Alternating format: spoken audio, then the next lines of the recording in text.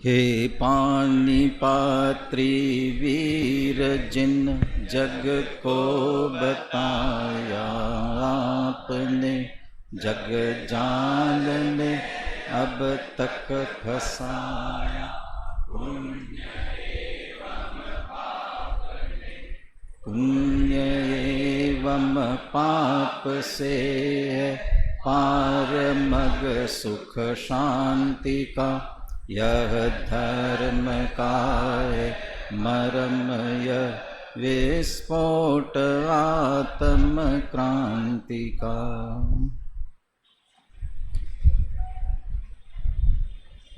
इस जीव को आज तक पुण्य और पाप ने ही संसार में फंसाया है। पुण्य पाप मिल दोई पावन बेड़ी डाली। पुण्य और पाप ने मिलकर के ही पाव में बेड़ी डाली है। कभी कभी लगता है कि पुण्य पाप ने बेड़ी डाली है या ये खुद पुण्य पाप में फंसा हुआ है। ये कहने की बात तो है पुण्य पाप ने फंसाया, पुण्य पाप ने फंसाया कि खुद पुण्य पाप में फंसा।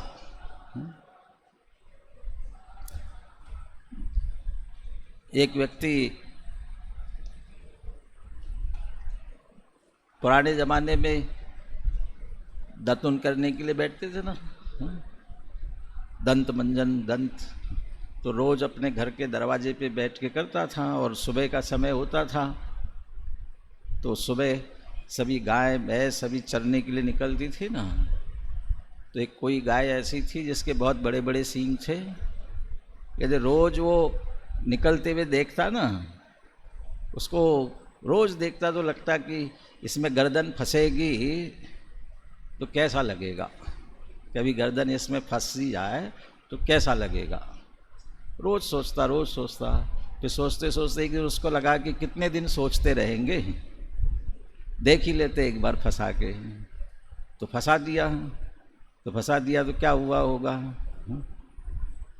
वो गाय घबरा के इधर उधर करते हुए दौड़ लगाई तो लहू लुहान हो गया और हॉस्पिटल पहुंच गया। अब अपने जैसे पूछने चले जाते ना, क्या हुआ, कैसे फंस गई। अरे फंसी कहाँ, मैंने फंसाई। तो फंसाने से पहले सोचा नहीं था, बोले 6 महीने से सोच रहा था। और 6 महीने से सोच करके निष्कर्ष क्या निकाला कि फंसा दिया। और हुआ क्या, हॉस्पिटल पहुंच गया। तो वो सींग ने फंसाया कि खुद ने अपनी गर्दन को उसमें फंसा दिया है। ऐसे कहने को तो पुण्य पाप ने फंसाया कहते हैं, लेकिन हम पुण्य पाप में फंसे हुए हैं। कल प्रवचन सार की गाथा थी, अन्न द्रव्येषु, अन्य द्रव्यों में। वो जब वो शुभाशुभ भावों से अन्य द्रव्यों में जाकर के मोह, द्वेष और अशुभ राग ये पाप रूप हो जाते हैं, और शुभ राग वो पुण्य रूप हो जाता है। और दोनों से रहित परिणाम, बस वो शुद्ध रूप परिणाम हो सकता है। तो मोह से युक्त होकर के इनमें स्वयं लगता है, तब ये पुण्य पाप रूप से होते हैं। तो जिनसे बचना है उनका क्या स्वरूप है, कैसी स्थिति है, इसलिए अपन थोड़ा पुण्य पाप के स्वरूप पर चल रहे थे। बनारसी दास जी ने प्रारंभ में वैसे एक नाम माला उन्होंने अलग लिखी है। तो नाम माला में जैसे आपकी किनकी नाम माला है, अमर कोश, एक अमर कोश है ना आपके, तो उसमें जैसे पर्यायवाची नाम बहुत सारे दिए हैं, ऐसे एक नाम माला बनारस दास जी ने भी लिखी है। लेकिन नाटक समय सार के प्रारंभ में जो आवश्यक शब्द आगे आने वाले हैं उनकी भी एक नाम माला जैसी प्रारंभ में बनाई है, उसे पुण्य पाप की भी ली है। और साथ ही उनका एक संक्षेप में स्वरूप भी दिया, पुण्य किसे कहते हैं और पाप किसे कहते हैं। ये नाटक समय सार के छंद दीजिए।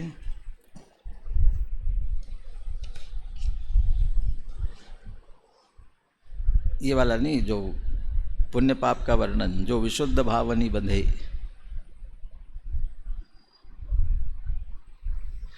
28-29 नंबर का छंद है, और फिर 40-41 नंबर के छंद में उनके पर्यायवाची नामों का उल्लेख किया है।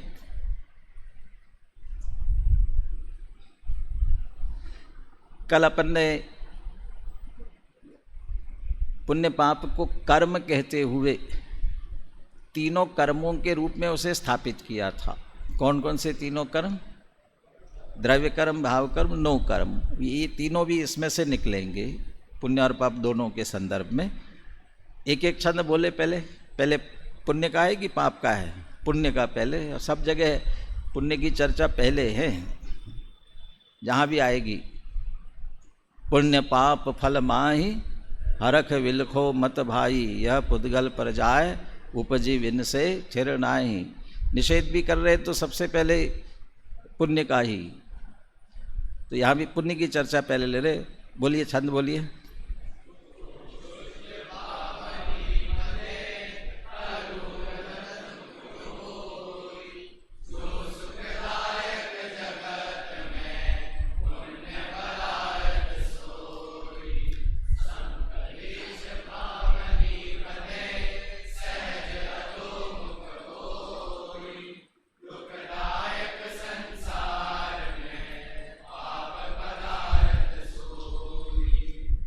पुण्य तत्व है कि पदार्थ है? तत्वार्थ है। ये इसमें कोई अंतर नहीं है। जैसे जीव पंचास्तिकाय, द्रव्य पंचास्तिकाय, तत्व और पदार्थ ये सब एक जैसे हैं। तो विश्लेषण किस विषय को मुख्य करके करना है, उस अपेक्षा से नाम दिए। जीव को तत्व कहा, द्रव्य भी कहा, अस्तिकाय भी कहा, पदार्थ भी कहा। तो क्या क्या अंतर है? पुण्य पाप अकेले पदार्थ में लिया। जब नौ तत्व कह देते हैं समय सार में, तो फिर नौ तत्व के रूप में भी आ जाता है पुण्य पाप भी। लेकिन द्रव्य अस्तिकाय, चूँकि मूल द्रव्य तो है नहीं, पर्याय रूप ही है, लेकिन पर्याय रूप कुछ उसकी सत्ता है। पदार्थ माने ऐसा कोई पदार्थ होना ये जरूरी नहीं है। पदार्थ माने ऐसा लगे कि कोई होना चाहिए हमें। भाई जीव पुद्गल धर्म अधर्म में तो समझ ले वस्तु है, पदार्थ है, द्रव्य है। तो पुण्य पाप बे आश्रयवादी को भी नौ पदार्थ कहेंगे तो आश्रयवादी भी तो पदार्थ हो जाएंगे ना। तो कहाँ पदार्थ है? आश्रव पदार्थ कहाँ है? जीव पदार्थ है, अजीव है, पुद्गल है। आश्रव तो भाव है ना, तो पदार्थ कैसे? एक रूढ़िगत अर्थ हमारे चित्त में बैठ जाता है। पदार्थ माने कुछ एक ऐसी वस्तु होनी चाहिए। लेकिन जयचंद जी छाबड़ा पहली या दूसरी जीवो चरित्र दंसन दूसरी गाथा, वह जीव पदार्थ, जीव नामक पदार्थ, वह समय की व्याख्या ना, स्वसमय पर समय। तो पहले समय की व्याख्या की विस्तार से और कहा कि समो ही नाम जीवो नाम पदार्थ ही ससमय। जीव नामक पदार्थ है, वही समय है यहाँ पर दूसरी गाथा में, जीव नामक पदार्थ। तो भावार्थ में जीव नामक पदार्थ का अर्थ करते। पदार्थ क्यों कहा उसे? व्याकरण में पद किसे कहते हैं? पद, अक्षर, पद, वाक्य ऐसे अलग अलग होते हैं ना। तो पद किसे कहते हैं? सुप्तिगंतम पदम, ये सूत्र हुआ। लेकिन भाव क्या उसका अर्थ? अच्छा, हिंदी में भी तो परिभाषा होगी ना पद की। पद किसे कहते हैं? अक्षरों का सार्थक समूह। अक्षरों का सार्थक समूह माने अक्षरों का समूह। ऐसे नहीं कि कुछ भी अक्षर यहाँ से जोड़ दिए, लेकिन कुछ अर्थ निकलना चाहिए उसमें से। तो अक्षरों का सार्थक समूह वो पद कहलाएगा। और पद से जो वस्तु इंगित होती है, तो वहाँ कह रहे हैं जीव एक पद है, और जीव पद से जो वाच्य वस्तु है, उसका जो वाच्य है। वाटर माने क्या होता है? हाँ जी, वाटर माने ये तो अनुवाद हुआ। हाँ? अच्छा, पानी वानी क्या होता है? हाँ? अब वो पानी कहते ही जिसने नल खुला छोड़ के आया वो बह रहा होगा ना, उसको पता होगा क्या है पानी। हाँ? और जैसे प्यास लगी हो और वो ढूंढ रहा हो तो उसे पता है ना वो क्या है, पानी है। अभी बरसात के दिन है, कोई थोड़ा सा कीचड़ लग जाए तो क्या ढूंढेगा साफ करने के लिए? पानी। वो जो पानी कहते ही ख्याल में आ रहा है ना, पानी पद से जो अर्थ पकड़ में आ रहा है उसका वाच्य वो पदार्थ कहलाएगा। जीव शब्द से वाच्य होने वाला। तो हमें पुण्य कहते ही कुछ ख्याल में आता है ना, पाप कहते ही पाप इस पद से कुछ भाव ख्याल में आता है ना, आश्रव बंध इन सब से, इसलिए वे सब पदार्थ है। वे सब के सब क्रोध मान ये सब इसलिए पदार्थ कहलाते हैं। तो पुण्य पदार्थ पाप पदार्थ। पुण्य पदार्थ क्या है? जो विशुद्ध भावनी बंधे, विशुद्ध भावों से, विशुद्ध भाव से, विशुद्ध भाव तो अच्छे होते हैं, उससे बंधता है। जब विशुद्ध शब्द के अर्थ प्रकरण के अनुसार आपको समझना पड़ेगा। गुणस्थानों में आगे आगे जाते तो विशुद्धि बढ़ती है, और विशुद्धि बढ़ती है तो गुणस्थान बढ़ता है। तो विशुद्धि बढ़ती है माने ये पुण्य भाव शुभ भाव बढ़ता है, उसके कारण गुणस्थान बढ़ता है।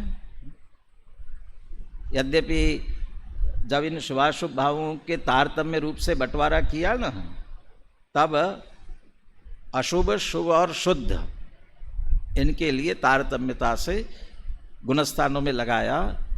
तब अशुभ भाव कहाँ से कहाँ तक होता है? अशुभ भाव, अशुभ भाव कहाँ से कहाँ तक? प्रवचन सार में जैसे आचार्य ने ये लिया, पहले गुणस्थान से तीसरे गुणस्थान तक घटता हुआ अशुभ कहा, घटता हुआ पहले से तीसरे तक, चौथे से छठवें तक बढ़ता हुआ शुभ कहा, बढ़ता हुआ, और सातवें से आगे वो वृद्धिंगत होता हुआ शुद्ध, 10वें गुणस्थान तक, 10वें गुणस्थान तक। 11वें 12वें में तो पूरा ही हो जाता है, और 13वें में तो पूरा होता ही होता है। 13वां और 14वां तो उसका फल लिया है शुद्ध भाव का। ये बढ़ता हुआ उपयोग की बात ली, अशुभोपयोग, घटता हुआ अशुभोपयोग, बढ़ता हुआ शुभोपयोग, और उसके बाद बढ़ता हुआ शुद्धोपयोग। अब चौथे से छठवें तक बढ़ता हुआ शुभ है, बढ़ता हुआ कह रहे हैं। चूंकि चौथे का नाम क्या है? चौथा गुणस्थान अविरत, और पांचवें का देश विरत, और छठवें का प्रमत्त विरत। वैसे पांचवें को देश विरत कहा तो छठवें में कौन सा विरत हो गया? महाविरत हो गया। देश व्रत है तो महाव्रत हुए वहां पर। यहाँ अविरत था, देश व्रती हुआ, महाव्रती हुआ। तो अविरति था, ये तो फर्स्ट ईयर से पढ़ के आए ना गुणस्थान। अविरति की परिभाषा में वो गाथा कौन सी आई अविरति के लिए? अविरति की जो इंद्रिय बड़े इंद्रिय और इससे विरत नहीं है, अविरत के लिए लिया ना। नो इंद्रियेषु विरदा नो जीवे थावरे तसे वापी, है ना। और सद्धहदि श्रद्धान करता है, श्रद्धान तो है, श्रद्धान तो हो गया है, लेकिन इंद्रिय और 5 इंद्रिय के विषय और क्या? नो इंद्रियेषु विरदा नो जीवे थावरे तसे वापी, त्रस्तावर आदि जीवों की हिंसा से भी विरत नहीं है, अविरत है। और देश व्रत में क्या हुआ? इनसे एक देश विरत हो गया, और छठे में 5वें में एक देश विरत हुआ, छठवें में पूरी तरह से विरत हुआ। तो पाप यहाँ भले ही थे, लेकिन अनंतानुबंधी चली गई थी तो उतनी ताकत तो नहीं थी। बढ़ता हुआ शुभोपयोग कह रहे हैं, तो इसका मतलब चौथे से बढ़ता हुआ शुभोपयोग तो है, लेकिन अविरति चली गई, व्रत आए, इसलिए शुभ बढ़ा, और महाव्रत हुए और शुभ भाव बढ़ गया। तो चौथे गुणस्थान में एक देश व्रत रूपी शुभ भाव हुए, इसलिए पांचवा आ गया होगा ना, पांचवा गुणस्थान। और जब महाव्रत पूरी तरह से पाप छोड़ दिए तो छठवा आ गया होगा उसके कारण से। पर अशुभ जाने से और शुभ भावों की वृद्धि होने से गुणस्थान बढ़ा कि नहीं बढ़ा, बढ़ा कि नहीं बढ़ा, और ऐसा करने से बढ़ता कि नहीं बढ़ता। अरे यदि ऐसा करने से बढ़ता तो फिर मुनिव्रत धार अनंत बार ग्रैविक उपजायो, पै निज आत्म ज्ञान बिना सुख लेशन पायो। वो जो नवे ग्रीवेक जाने वाला मुनिव्रत अंगीकार कर रहा है, महाव्रत अंगीकार कर रहा है, पापों से पूरी तरह से निवृत्त हुआ है, बाह्य पापों से क्रिया रूप में, थोड़ा परिणाम के रूप में भी कह सकते हो, निवृत्त हुआ है। टोडरमल जी कहते हैं वो निर्दोष निरतिचार पालन कर रहा है, और निर्दोष निरतिचार पालन कर रहा है तब नवे ग्रीवेक जा रहा है। दोष लगाए तो नवे ग्रीवेक जा ही नहीं सकता है। तो शुभ भाव कितने हो गए हैं, इतने उत्कृष्ट शुभ भाव किए हैं तो सीधे कौन से गुणस्थान में पहुंच जाना चाहिए था। और है कौन से गुणस्थान में, कौन से गुणस्थान में है, पहले के पहले गुणस्थान में वही कि अभी तो कहाँ बड़ा गुणस्थान, इतना करने के बाद भी बिल्कुल गुणस्थान नहीं बढ़ा। इसका मतलब जिस जिस विशुद्ध भाव से ये कह रहे हैं बंधे पुण्य बंध रहा है, वह विशुद्ध भाव यहाँ शुभ भाव के अर्थ में है। और गुणस्थान की परिपाटी में विशुद्धि बढ़ती जाती, ये कहा जाएगा विशुद्धि बढ़ती जाती है। वहाँ जो विशुद्धि बढ़ी है वो शुद्ध भाव के अर्थ में ही समझना, अर्थ में लेना। विशुद्ध अर्थात शुभ भाव कितना भी बढ़े गुणस्थान नहीं बढ़ सकता, और विशुद्ध भाव बढ़ता है तब गुणस्थान बढ़ता है। लेकिन चौथे गुणस्थान में रहकर कोई शुद्ध भावों की वृद्धि करे, इस अर्थ में विशुद्धि बढ़ावे, और बाहर से व्रत आदि न ले तो पांचवें में पहुंच जाएगा ना, नहीं पहुंचेगा।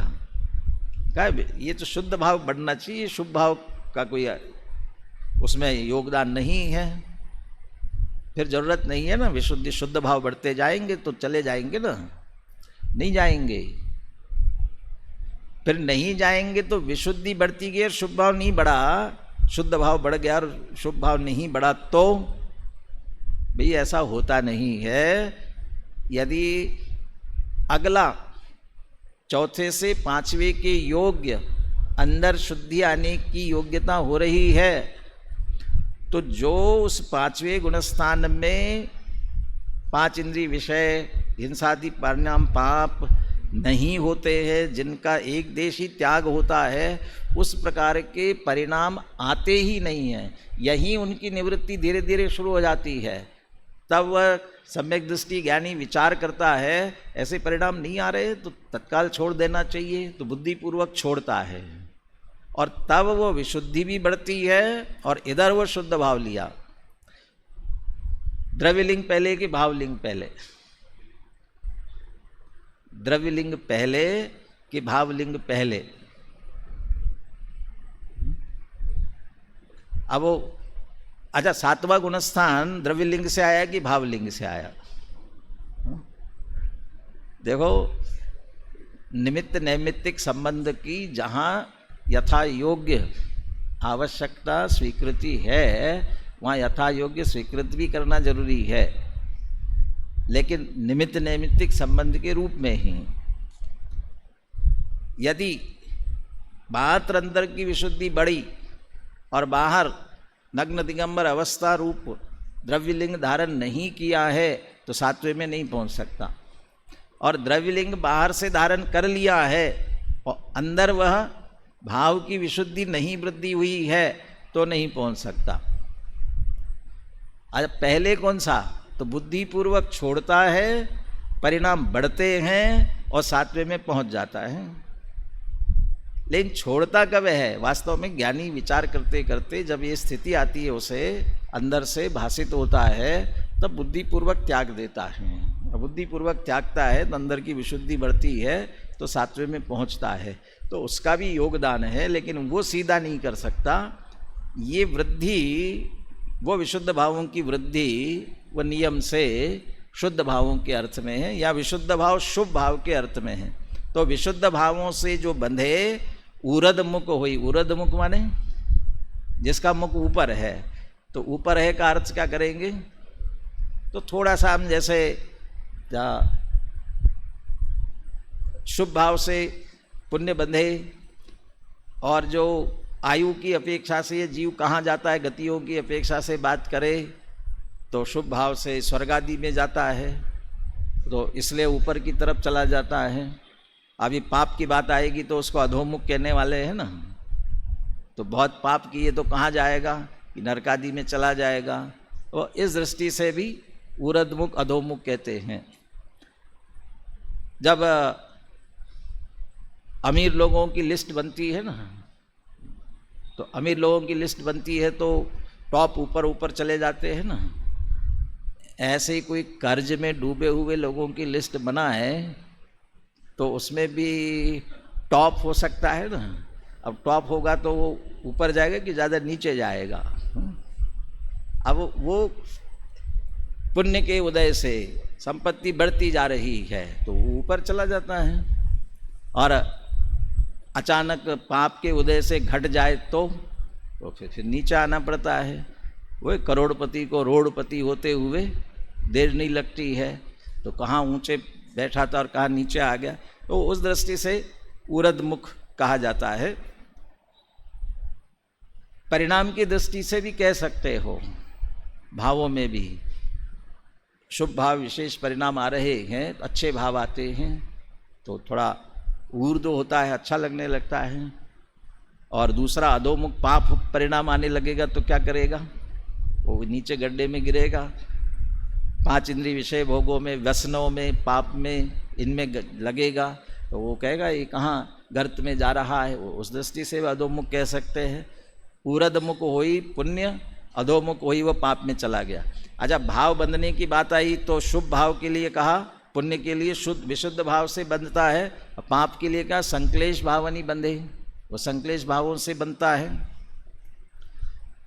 तीसरा, जो सुखदायक जगत में सुखदायक, वो जगत में कह करके बनारस दास जी ने ये अपना असली सुखदायक पने को सुरक्षित कर दिया। जगत में सुखदायक, जगत में इसको सुखदायक कहते हैं, या जगत के सुख जो देने वाला है, अनुकूलता देने वाला है, इसलिए उसे सुखदायक कहते हैं। पुण्य के उदय वाले को, पुण्य को, उसको सुखदायक कह देते हैं, ऐसा पुण्य पदार्थ। और ये दुखदायक, संसार में दुख देने वाला है। अब इसमें से वो 3 कर्म निकालने के लिए कहा, निकल आए हैं, ये कहा था ना, तीनों निकालने की कोशिश करो, कहाँ कौन सा है। मुझे सानिध्य का ध्यान आता है बार बार, क्योंकि इसको जिनवानी के सानिध्य में लाना है। ढूंढो, अकेला उसको ही काम है, इसको नहीं। अक्षत, अनिकेत, हाँ बोलो।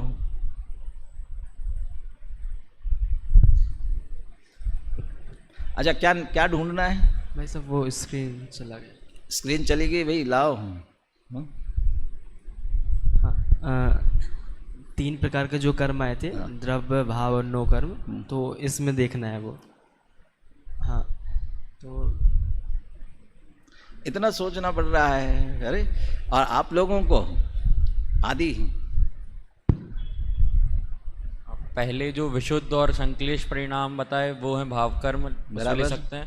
फिर उसके बाद ऊर्ध्वमुख और अधोमुख, इसको द्रव्य कर्म के रूप में ले सकते हैं। और फिर जो सुखदायी और दुखदायी है, नहीं, इनको 9 कर्म में ले सकते हैं, क्योंकि जो विषय वस्तु ऊर्ध्वमुख अधोमुख भी 9 कर्म में लेना पड़ेगा। बंधे, हाँ, बंधे शब्द में आ गया द्रव्य कर्म। भाव जहाँ लिए भाव कर्म, बंधे क्या बंधेगा, वो पुण्य पदार्थ की बात कर रहे हैं तो विशुद्ध भाव और उससे बंधे। द्रव्य संग्रह में आश्रव, बंध, संवर, निर्जरा, मोक्ष सबके 2-2 किए ना। द्रव्याश्रव, भावाश्रव, द्रव्य बंध, भाव बंध। ऐसे पाप पुण्य के भी द्रव्य पाप और भाव पाप करेंगे, द्रव्य पुण्य और भाव पुण्य करेंगे। तो भाव पुण्य विशुद्ध भाव, और द्रव्य पुण्य उससे बंधने वाला, वो साता वेदनी आदि कल आए थे ना, वे सभी वो साता वेदनी आदि वे है द्रव्य कर्म। और उससे ऊर्ध्वमुख स्वर्ग आदि की प्राप्ति हो रही हो या सुखदायक अनुकूल सामग्री मिल रही हो, पाप में दुखदायक वो स्थितियाँ मिल रही हो, तो नो कर्म कहलाएगा। तो द्रव्य कर्म, भाव कर्म, नो कर्म तीनों के रूप में इसका स्वरूप बताने की कोशिश बनारस दास जी ने की। अब इनके नाम, और नाम में भी उसके स्वरूप ख्याल में आएंगे आपको अपने आप ही। बोलिए, नाम पढ़िए एक साथ, बोलिए फिर से, सबको नहीं दिख रहा है, बोलिए।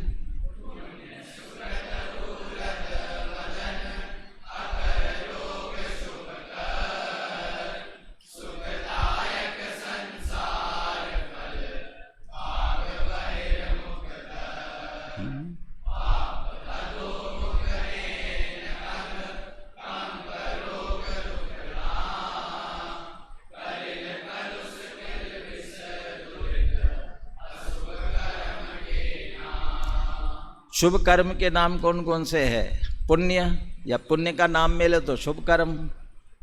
यदि पुण्य के नाम ढूंढ रहे हो तो शुभ कर्म को पर्यायवाची में रखो, शुभ कर्म के पर्यायवाची ढूंढो तो पुण्य को रख लेना वहाँ। सुकृत, अच्छा कार्य करने वाला है, सुकृत बोलते हैं। उरद वदन अभी आ ही गया था, वो उरद मुख कहा था और वदन कह रहे हैं।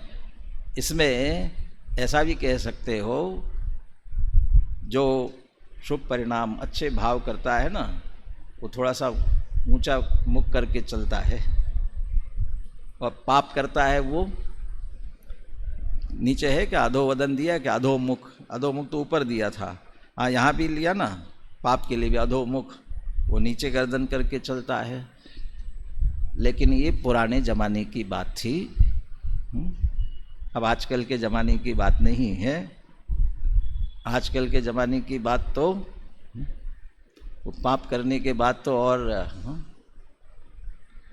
अभी जो पटना में घटना हुई ना, वो हॉस्पिटल में जा कर के वो चंदन मिश्रा कोई, उसको 5-6 शूटर एक साथ गए और हॉस्पिटल में उसको शूट करके निकले, और वो सीसीटीवी में दिख रहा है। ऐसे आ रहे बिल्कुल ठाठ से, और मारने के बाद भी ऐसे बिल्कुल ठाठ से जा रहे हैं बिल्कुल, और वो गर्दन ऊंची करके जा रहे हैं। अभी जयपुर में भी घटना हुई, तो वहाँ भी वो बढ़िया मूँछों पे ताव दे करके और लहरा के बता रहा है। उसके बाद में अब वो परिणाम नहीं रहे, इससे शर्म नहीं लगते, बल्कि अब तो इन चीज़ों को और अच्छा समझने लगे, बढ़िया समझने लगे। लेकिन अंदर से गिल्टी फील होने लगे तो अपने आप ही मुख नीचे हो जाता है। अच्छे परिणाम लगते तो मुख उरद होता है, उरद वदन। अकर रोग, ये तो ख्याल में आ ही गया होगा, हाँ? और पाप वाले के लिए क्या दिया शब्द नीचे? कंप रोग। वो अकर रोग है और एक कंप रोग है। कैसा चलता है? वो मान कषाय में लिखा ना, मान कषाय में इसको मान आता है, अभिमान। वो मान भी तो 8 पदार्थों के आश्रय से आता है, उसमें धन संपत्ति वैभव भी तो है ही ना। वो धन का मद आ गया हो तो कैसा चलेगा? बिल में चौड़ा और बाजार सकड़ा, वो अकड़ करके चलता है ना, वो अकर रोग। वो पुण्य का उदय आवे तो अपने आप ही अकड़ आ जाती, इसलिए अकर रोग। ऐसा वो शुभ कर्म। सुखदायक संसार फल, संसार में उसका फल कैसा मिलता है? सुखदायक मिलता है। भाग, ये भाग शब्द जो भाग्य के लिए दिया, जिसके पुण्य का उदय होता है उसको भाग्यवान समझा जाता है, ये बड़ा भाग्यवान है। अच्छा, भाग्य में अकेला पुण्य ही होता है, पाप नहीं होता है क्या भाग्य में? हाँ? अब वो दुर्भाग्य कह देंगे भले ही, तो वहाँ भी भाग्य तो होता ही है, लेकिन बड़ा भाग्यवान है। तो वो पुण्य के अर्थ में भाग्यवान। बहिर्मुख धर्म, हाँ ये धर्म तो कहलाता है, लेकिन बहिर्मुख व्यवहार धर्म है, व्यवहार से इसे धर्म कहते हैं। इस दृष्टि से बहिर्मुख धर्म ये कहलाता है। पाप है, अधोमुख है। एन अघ, ये शब्दों का प्रयोग। अघ, दादा ने इसे अघ कह करके पाप पुण्य दोनों लिए। वो दोनों की समानता के अर्थ में जब जाएंगे तब, अभी करेंगे चर्चा उसकी, दोनों समान है इसकी तो बहुत चर्चा आई है, तो वो उस दृष्टि से पुण्य भी पाप रूप हो जाता है, तो घ कह करके दोनों आते हैं तो अघ कह करके पुण्य पाप से पार हो जाता है। एन हीन तन छीन,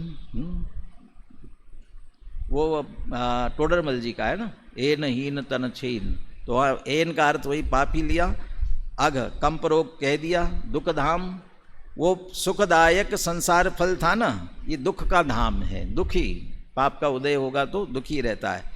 कलिल कलुष किलविष दुरित, कलिल कालापन लिए हुए, कलुषता वही अर्थ है, और किलविष, तत्वार सूत्र में किलविष चिकाश कहाँ आता है ना, एक आध जगह कोई देवों में, नीचे चाहे किसके भेद है वो, ये आकुल व्याकुल परिणाम वाला, वो किलविष का परिणाम है ना। दुरित बुरे कार्य के अर्थ में दुरित कहलाएगा, तो ये अशुभ कर्म के नाम, ये सभी पाप के नामों के अर्थ में है।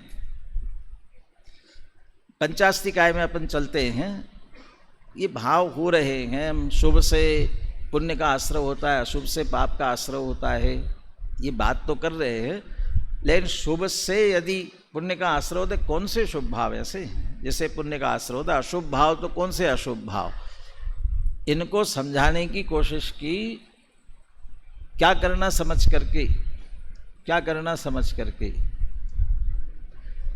हमें अध्यात्म की चर्चा सुनते सुनते, दोनों एक है, दोनों समान है, तो क्या करना है। आज बाबूजी का प्रवचन बहुत कठोर था, दोपहर का, सुना किसी ने, करोगे तत्व प्रचार, करना है, क्या हो रहा है, कैसा हो रहा है, कितना, क्योंकि वो सुनते सुनते ये ख्याल में नहीं आ रहा है कहाँ पाप है कहाँ पुण्य है, पाप हो रहा है नहीं हो रहा है। वो लोग गुरुदेव को याद करते कह रहे थे कि गुरुदेव रात्रि में प्रवचन नहीं करते थे, क्यों नहीं करते थे, ये रात्रि में कितने जीवों की हिंसा, लाइट जलाना, ये करना, इतने लोगों को इकट्ठा करना, अब मैं करूँगा तो मेरे निमित्त से सुनने के लिए आएंगे, तो वो नहीं करते थे। और हम क्या कर रहे हैं, बहुत सारी बातें बताई उन्होंने, वो सावधानी रखना तो मुश्किल है, संभव ही नहीं है, लेकिन ये गलत हो रहा है, ये भाव, ये परिणाम, पाप हो रहा है, हिंसा हो रही है, हो सकती है, संभावना है, ये ख्याल में भी आ रहा है कि नहीं आ रहा है, उस तरफ ध्यान जाता है कि नहीं जाता है। तो ध्यान ही नहीं जाता है तो फिर बचने की कोशिश कहाँ करते हैं।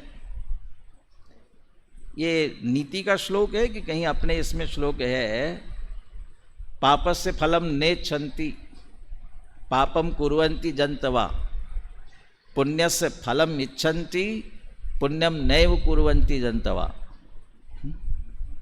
नीति का है कि कहाँ के देख लेना, अपने किसी में ग्रंथ में है, पाप का फल तो नहीं चाहते हैं, लेकिन करते क्या है, पाप करते जा रहे हैं। अब पुण्य का फल तो चाहते हैं, लेकिन पुण्य नहीं कर रहे हैं, वो क्या क्या परिणाम है।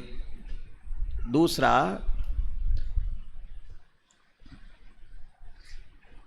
बाबूजी की भाषा तो बहुत कठोर ही है, वो तो कह रहे थे भैया ऐसे तत्व प्रचार से अनंत काल में भी तत्व प्रचार नहीं होगा, अनंत काल में भी। वो तत्व ज्ञान वो हमारे अंदर उतरेगा, वह कोमल परिणामों में उतरेगा, कठोर परिणामों में उतर ही नहीं सकता है। कठोर परिणामों में बुद्धि का विलास तो हो सकता है, कदाचित बुद्धि में तो आ सकता है, लेकिन वह तत्वज्ञान हृदय में नहीं उतरेगा। हृदय में उतरने के लिए वो कोमल परिणाम की आवश्यकता है।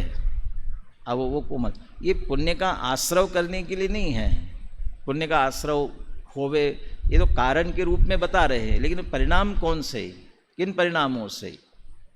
तात्विक रूप से उसका निषेध होता है, होगा, लेकिन स्थिति परिस्थिति, हमारी मनस्थिति, उसके अनुसार हम कहाँ खड़े हैं, ये तो हमें सोचना चाहिए, विचार करना चाहिए।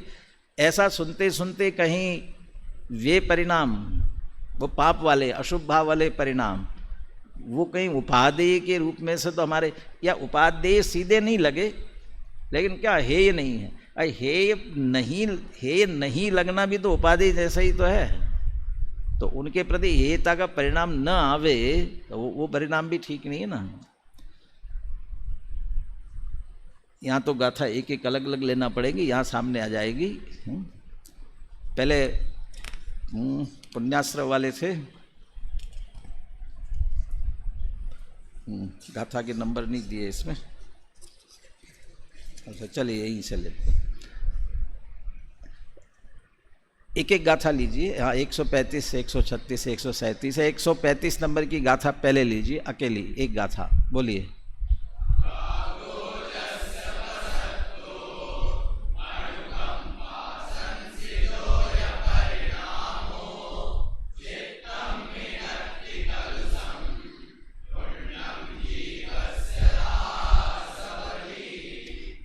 जस रागो पसत्थो, पसत्थ माने प्रशस्त, प्रशस्त राग है जिसका, जो पीछे पुण्य पाप में शब्द आए थे ना, तो उसमें प्रशस्त अप्रशस्त ये शब्द भी हो सकता है। प्रशस्त परिणाम, प्रशस्त भाव, वो शुभ, शुभ के अर्थ में जिसका राग प्रशस्त है। आगे एक एक गाथा में आगे इनकी चर्चा लेने वाले हैं, प्रशस्त राग आदि क्या है। अनुकंपा संसिदोय परिणामो, अनुकंपा से संसृत, अनुकंपा सहित जो परिणाम है, अनुकंपा का आश्रय करने वाला परिणाम है, वो अनुकंपा की बात भी आगे लेने वाले हैं। चित्तम में नत्थि कलुषम, चित्त में कलुषता नहीं है। ये एक कलुषता को भी इसी के साथ जोड़ा है, कलुषता वाली भी एक गाथा आगे है।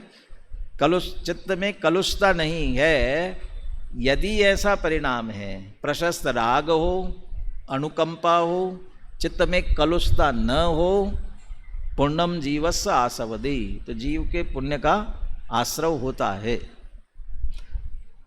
प्रशस्त राग क्या है, किसको प्रशस्त राग कहा, बोलिए अगली गाथा।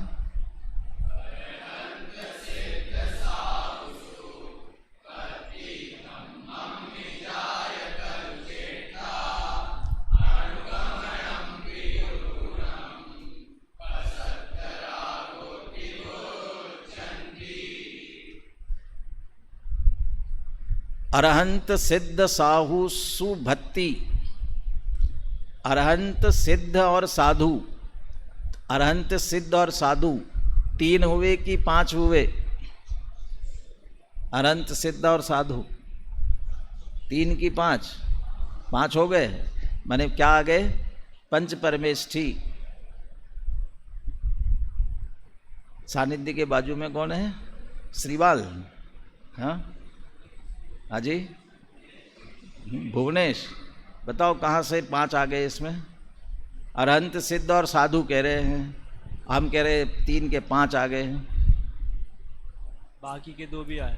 हाँ जी, अरहंत सिद्ध साधु, बीच के आचार्य उपाध्याय छोड़ के लास्ट के दिए, इसलिए 5 लेने हैं। तो कहाँ है इसमें? अरहंत सिद्ध लास्ट के साथ, आचार्य उपाध्याय। अच्छा, वो कह रहे हैं कि अरहंत सिद्ध कहा और साधु कह दिया, तो फिर बीच के 2 ही आ गए उसी में, है ना। वो 2 ले लिए, आखिरी का लिया तो 2 बीच के भी आ गए। ऐसा आए कि और किसी तरीके से आए? कौन से तरीके से आए? अरे साधु आचार्य उपाध्याय भी कौन है? साधु ही है ना। इसलिए टोडरमल जी, आपको कुछ लिखना हो ना, कभी चाहे विस्तृत शोध प्रबंध भी लिखना हो ना, तो टोडरमल जी की लेखन शैली जरूर देखना। आलेख भी लिखना हो तो भी देखना, क्या कैसे विषय को पकड़ते हैं। अब वे आचार्य उपाध्याय साधु में, आचार्य उपाध्याय साधु इनका एक एक विशेष जो स्वरूप है वो भी बताते हैं, और सबसे बढ़िया जो स्वरूप लिखा वो तो आचार्य उपाध्याय साधु का सामान्य स्वरूप, उसमें जो स्वरूप आया है वो बहुत उत्कृष्ट स्वरूप है। आप पढ़ा होगा या पढ़ोगे ध्यान से, बहुत अच्छा स्वरूप दिया है। चूँकि वह एक से साधु ही तो है, और फिर उनमें जो अलग अलग विशेषता है उसके कारण आचार्य उपाध्याय अलग कहलाते हैं। तो साधु में वो आ गए, इसलिए पंच परमेष्ठी के प्रति भक्ति का परिणाम, पंच परमेष्ठी के प्रति भक्ति का परिणाम। कैसे भक्ति का परिणाम? जैसे आप लोग करते हो। क्या आप लोग करते हो का मतलब क्या? जोर जोर से गाना, जोर जोर से बजाना। तो जितना जोर से गाएंगे, जितना जोर से बजाएंगे, उतनी भक्ति का परिणाम होगा ना। और वो जोर से गाते बजाते हुए इतना उत्साह आए कि नाचने लगे, तब और भक्ति हो गई। और जब ऐसे जोर से गा करके नाच करके जब वो भक्ति पूरी हो जाती है, तब आज के आनंद की कौन सा आनंद आया? सच बताना, कौन सा आनंद आया? अच्छा, जब इस तरह से हम भक्ति करते हैं, अपने अपने अंतर को टटोलने की बात है। सचमुच यहाँ जो भक्ति की बात कर रहे हैं, जिसको प्रशस्त राग कह रहे हैं, प्रशस्त राग, सचमुच प्रशस्त राग है या वो पांच इंद्रिय विषय वाली बात आगे ली है कि नहीं, मुझे अभी ख्याल नहीं, अशुभ भाव में। चूँकि हम उस कर्णेंद्रिय का विषय बना रहे हैं, हम उसे नृत्य करने वाला देख रहा है या दूसरे को देख रहे हैं, वो अपने चक्षुरिंद्रिय का विषय बना रहे हैं। ये हमारा ये पांच इंद्रिय के विषय के रूप में ले रहे हैं। मैं कितना अच्छा गा रहा हूँ, मैं कितना अच्छा नाच रहा हूँ, ये दिखाने की कोशिश कर रहे हैं। रंच मात्र भी भक्ति नहीं है।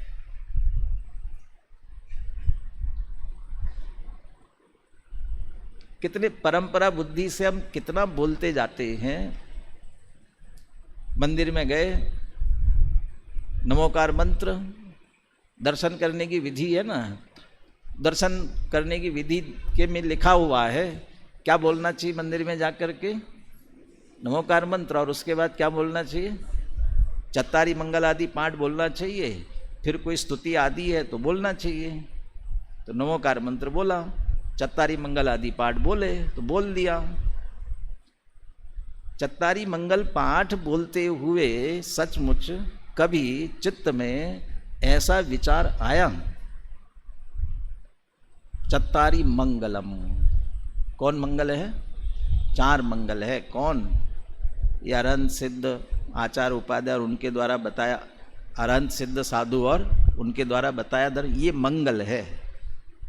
और यही मंगल है, इसके अलावा हमारा मंगल करने वाला और कोई नहीं है। दूसरा, लोक उत्तमा, लोक में यही उत्तम है, इससे और वास्तव में कोई उत्तम नहीं है। और यदि शरण जाने योग्य कोई है तो ये चार ही शरण योग्य है। बाकी समय तो छोड़ो। भूख लगी, किसकी शरण में जाते हो? प्यास लगी, किसकी शरण में जाते हो? बीमारी हुई, किसकी शरण में जाते हो?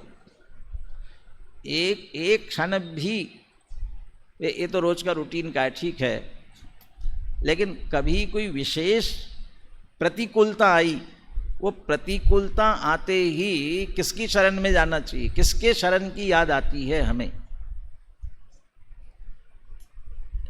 नहीं आती इसकी शरण की बात। तो जब यही ख्याल में नहीं आ, वास्तव में यही शरण योग्य है ऐसा यही नहीं लग रहा है बोलते हुए, क्योंकि हम भाव पे ध्यान ही नहीं दे रहे ना, तो फिर अन्य समय में कैसे ख्याल में आएगा? बाकी समय में कैसे लगेगा? यही शरण योग्य है।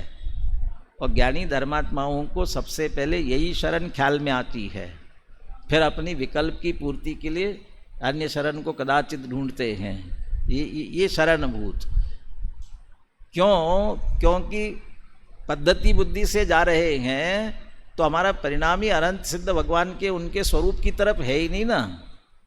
तो उनके स्वरूप का चिंतन, उनके स्वरूप का विचार ये करेंगे तब वो भक्ति कहलाएगी। उनके स्वरूप का विचार होते हुए परिणामों में जो विशुद्धि आ रही है वो प्रशस्त राग है, वो अनंत सिद्ध आदि के प्रति भक्ति। और ये भक्ति साक्षात जाकर के करे तो बहुत अच्छी है, नहीं तो जहाँ बैठे बैठे भी उनके गुणेश अनुरागा, उनके गुणों का विचार करते हुए गुणों के प्रति बहुमान अंदर में आ रहा है, वो प्रशस्त राग है, सहज। अरहंत सिद्ध साहू से भक्ति, धम्मम में जाय खलु चेष्टा, और धर्म में चेष्टा। तो यहाँ वो आ गया। वैसे अरंत सिद्ध साधु जो उत्तम मंगल शरण कहे थे, उसमें से चौथा छूटा था तो धर्म ले लिया। लेकिन यहाँ जो धर्म में चेष्टा कह रहे हैं, प्रवृत्ति कह रहे हैं, यहाँ धर्म में चेष्टा कह करके व्यवहार धर्म में, शुभ कार्यों में, व्रत उपवास आदि में, पूजा पाठ में, ये धर्म, इसी को धर्म कह रहे हैं यहाँ पर। इसमें चेष्टा, ये प्रशस्त राग है, इनमें लगना ये प्रशस्त राग है। धम्मम में जाए खलु चेष्टा, स्वाध्याय, षटकर्म, ये सभी धर्म की चेष्टा कह रहे हैं। अनुगमनम पि गुरुणम, और गुरुओं का अनुगमन। अनुगमन माने विहार करे तो पीछे पीछे चलना, ये अनुगमन। सौभाग्य मिले तो जाना, लेकिन अकेला उसका नाम अनुगमन नहीं है। अनुगमन 5वीं गाथा में सेवा शब्द का अर्थ लिया। सेवा, ये अज्ञानी क्यों है? एकत विभक्त आत्मा, इसे दुर्लभ क्यों हो रहा है जीव को? क्योंकि वह काम भोग बंधन की कथा अनेकों बार सुनी, लेकिन एकत विभक्त आत्मा की बात इसने कभी सुनी नहीं और शुद्ध परिचित अनुभूतार्थ, सुनी नहीं, परिचय नहीं किया, अनुभव नहीं किया, इसलिए एकत विभक्त आत्मा दुर्लभ हो रहा है। टीका में सुनना, परिचय करना, अनुभव करना, इसके साथ साथ एक बात और ली, एकत विभक्त आत्मा के बारे में सुना नहीं, परिचय नहीं किया, अनुभव नहीं किया कभी। साथ में ये लिखा कि जो एकत विभक्त आत्मा को जानते हैं, ऐसे आत्मज्ञानी नाम अनुपासनाच, आत्मज्ञानियों की उपासना नहीं की, इसलिए एकत विभक्त आत्मा दुर्लभ हो रहा है। आत्मज्ञानियों की उपासना नहीं की माने क्या किया? उनके हाथ पैर नहीं दबाए, उनकी सेवा नहीं की। तो आत्मज्ञानियों की सेवा नहीं की का अर्थ क्या किया? उपासना नहीं की। तो उनके निकट रहना, उनसे सुनना, उनसे समझना, उनके बताए मार्ग पर चलना, ये उनकी उपासना है असली, ये उनकी सेवा है। ये गुरु का अनुगमन भी वही है, उनके बताए मार्ग पर चलना, स्वयं उस तरह चलने का प्रयास करना, ये गुरु गमनम। पसत्त रागोति उच्चंत, ये सब प्रशस्त राग कहलाते हैं। देव गुरु धर्म, देव शास्त्र गुरु भी कहते हैं और देव गुरु धर्म भी कहते हैं। टोडरमल जी कहते हैं ना, ओ देव गुरु धर्म तो उत्कृष्ट पदार्थ है, वे धर्म शब्द ही प्रयोग करते, देव गुरु धर्म। यहाँ एक तरह से देव गुरु धर्म ही लिया। यदि अनंत आदि पंच परमेष्टि देव कहते हो अलग से, तो यहाँ अनुगमनम भी गुरुणम लिया और धर्म भी लिया है। तो इनके प्रति इस तरह का व्यवहार होना वह प्रशस्त राग कहलाता है। अनुकंपा क्या है? अगले गाथा बोलिए।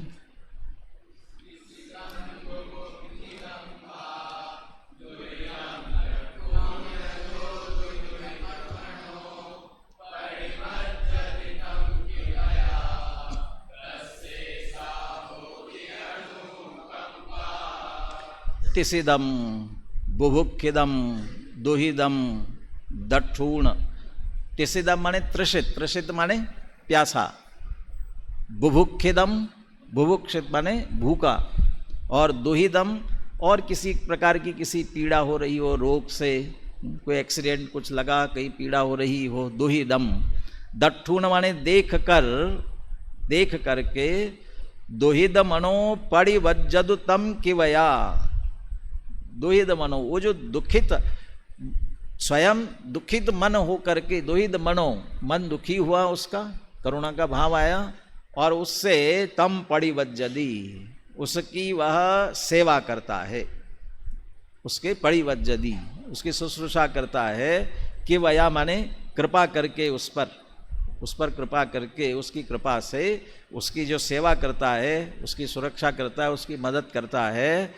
तस्सेषा होदि अनुकंपा, उसे क्या होती है? यह अनुकंपा उसे होती है, उस जीव को अनुकंपा होती है। त्रसित दुखित और त्रसित माने भूखा प्यासा और किसी प्रकार से भी दुखी हो रहा है, उसे देखकर स्वयं के अंदर जो करुणा का भाव आता है और उससे फिर उसकी सेवा करता है। टोडरमल जी के संबंध में ऐसा आता है, कितना सत्य है कितना नहीं है पता नहीं है, लेकिन उन्हीं के नाम से इंद्रध्वज विधान हुआ था। और दादा तो हमेशा ये कहते कि ये मोती डूंगरी, इसी के आसपास ही विशाल पंडाल बना हुआ था। और यहाँ चूँकि शहर से बाहर खुली जगह में यहीं हुआ था। और जब वो विधान हो रहा था तो टोडरमल जी शहर से आते थे ना, तो एक दिन निकले और यहाँ आने के लिए निकले, और उस समय कोई कुत्ता नाली में फंस गया था और बेचारा निकल नहीं पा रहा था। तो उन्होंने स्वयं उसे निकाला, उसकी शुश्रूषा की, और उसके बाद में वो वहाँ पहुँचे। तो वो कह रहे वहाँ पे चर्चा होगी ना, लेट क्यों हुए। तो ये कहा कि ऐसा ऐसा हुआ था, इस कारण से लेट हुए। तो ये क्यों अटके, अभी तो प्रवचन में जाना ना, वहाँ विधान में जाना है ना वहाँ। लेकिन कहते वो दुखी देख करके दुखित मन हुए, करुणा का परिणाम आया, अरे ये बेचारा दुखी हो रहा है, तो पहले उसकी सेवा करना जरूरी है। तो स्वयं मन दुखित तो हुआ, तो उसकी सेवा की, उसे ठीक किया, उसके बाद वहाँ पहुँचे। लेकिन हमारे परिणाम कैसे होते हैं, कहाँ जा रहे हैं, पूजा में जा रहे, भक्ति में जा रहे, पूजा छूट जाएगी, विधान छूट जाएगा, प्रवचन छूट जाएगा। अब इसके बारे में बाबूजी के तो बहुत उपदेश समझो कि संदेश समझो कि वो आदेशात्मक की भाषा कहते थे। सास बहुओं को कहते थे, सास घर में बीमार है और बहू को प्रवचन सुनने जाना है। कुछ फायदा नहीं ऐसे प्रवचन सुनने से, सास की सेवा करो उसको जरूरत है तो। दूसरी तरफ भी बहू बीमार है, अब तो भी सास है तो बहू को तो रुकना पड़े। लेकिन कहते बहू बीमार है तो सास के तो हाँ ठीक है होगी, जा रही है, नहीं यदि बीमार है तो पहले उसकी सेवा करो। अब वो सेवा करो, वही तुम्हारा प्रवचन सुनना है। क्या फायदा है प्रवचन सुनने का। दूसरे को दुखी देखना, अभी क्या शुद्ध सव्य शुद्धाऊ शुद्ध नया नियम सार की गोष्ठी में बात आ रही थी ना। शुद्ध हम और सिद्ध भगवान और संसारी एक ही है, एक ही है। एक दृष्टि से देखना, गुरुदेव तो कहते हैं हमने किसी को पर्याय दृष्टि से देखा हो तो माफ करना, माने पर्याय दृष्टि देखना गलत है। द्रव्य दृष्टि से देखना, सभी शुद्ध आत्मा दिखना चाहिए, सिद्ध समान भगवान आत्मा दिखना चाहिए। भगवान आत्मा अमृतचंद्र आचार्य को दिखते भगवान आत्मा, वो भगवान आत्मा ही कहते बार बार। वो भगवान आत्मा दिखे और वो दुखी हो तो उसके प्रति करुणा का भाव नहीं आए तो भी क्या देखना हुआ। और जिसे दूसरे की करुणा, दूसरे के दुख को देखकर करुणा नहीं आ रही है, वो अपने आत्मा को भी नहीं समझ सकता, वो अपने आत्मा का दुख भी नहीं समझ सकता है। उसके हमें दुख हो रहे हैं ना, ऐसे ही इसका मतलब ये भी दुखी है, सम दुखी, ये दुखी। हम इस दुख से निवृत्त होना चाहते, ये भी दुख से निवृत्त होना चाहता है। सारा जीवन तो न लगावे, लेकिन कम से कम जहाँ जितना हमारे शक्य है वो करना चाहिए। और ऐसे करने के परिणाम होना, उसका नाम है अनुकंपा। और कलुषता के परिणाम 138वां है क्या गाथा, आगे देखिए। हाँ, ये 138 वाली बोलिए, कलुषता वाले परिणाम के लिए बोलिए।